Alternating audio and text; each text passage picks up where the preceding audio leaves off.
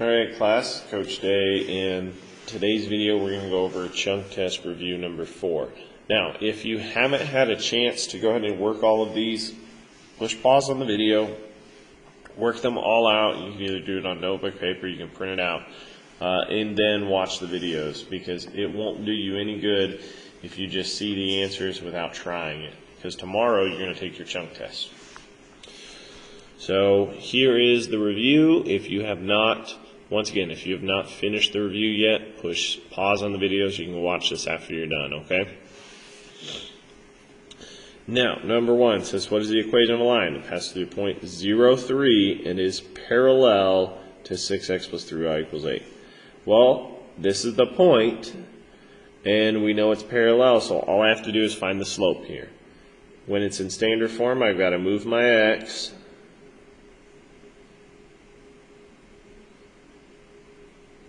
and then divide by y. Make sure to divide both numbers by y.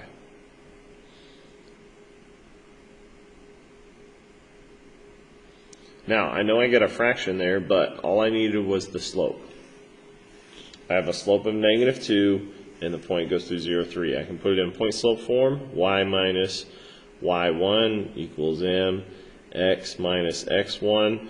Remember, every single point, this is our x, this is our y, so there's our x1, y1.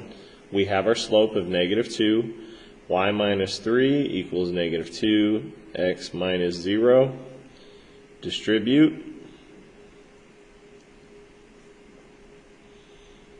And then move our number over here.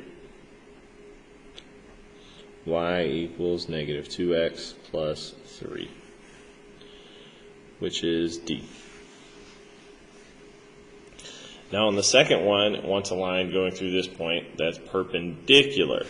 Well, perpendicular means we got to take this slope and flip the fraction, switch the sign. So what I try to make you remember is flip and switch. So let's find the slope of this one. We've got 4y minus 2x equals 8. First I have to move my x.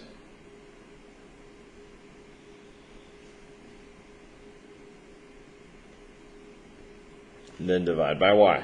You should be very familiar with this because you're doing it over and over again.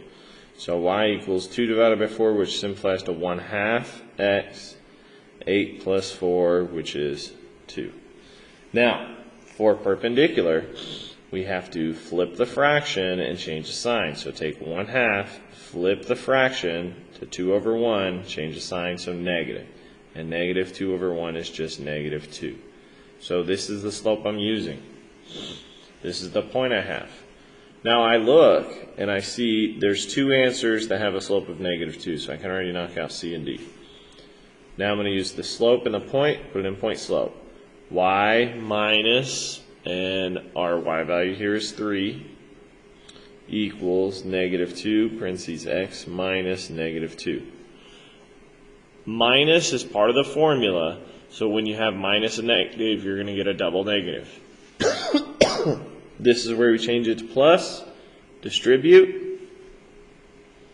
So -2x plus a -4 or -4 equals y minus 3. Now we just got to get y by itself, so add 3.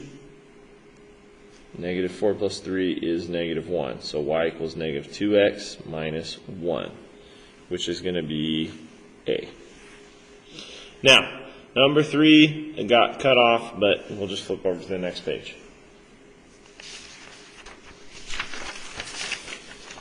It says, which equation represents this graph?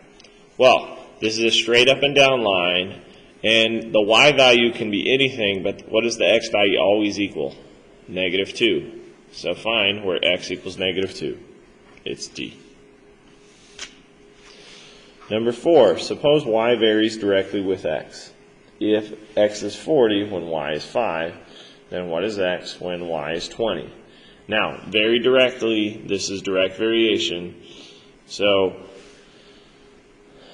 5 is the y over 40 is the x, should equal whatever the x is over when y is 20. we have proportion.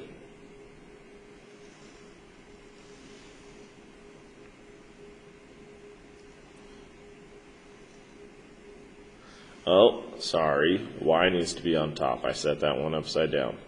20 over x. There we go. That's right, sometimes teachers make mistakes. So direct variation means y over x should be equal to whatever the y over x is. Their slope is always the same. So we just set up a proportion. Now we're going to cross multiply.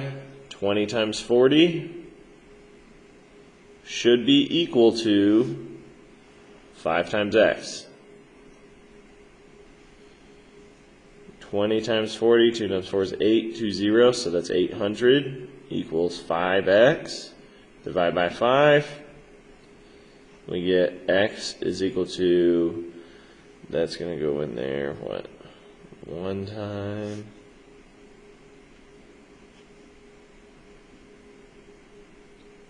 30, so 6, 160, which is A. All right, I'm going to stop the video here. We're going to start with number 5 on the next one.